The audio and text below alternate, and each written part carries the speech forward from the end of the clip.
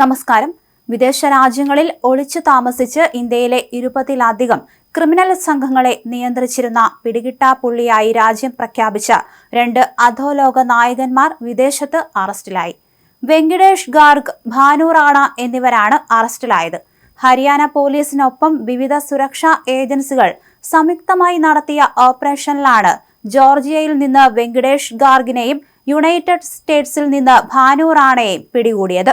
Bhanu റാണയ്ക്ക് കുപ്രസിദ്ധമായ Lawrence Bishnoi സംഘവുമായി ബന്ധമുണ്ട്.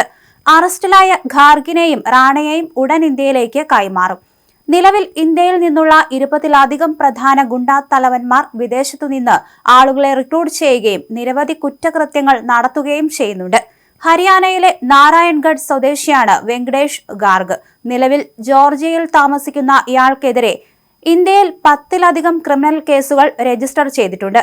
ഹരിയാന, രാജസ്ഥാൻ, ഡൽഹി തുടങ്ങിയ ഉത്തരേന്ത്യൻ സംസ്ഥാനങ്ങളിൽ നിന്നുള്ള യുവാക്കളെ ഇയാൾ റിക്രൂട്ട് ചെയ്തിരുന്നു. ഗുരുഗ്രാമിൽ ഒരു BSP നേതാവിന്റെ കൊലപാതകത്തിന് ശേഷം ഇയാൾ ജോർജിയയിലേക്ക് രക്ഷപ്പെടുകയായിരുന്നു.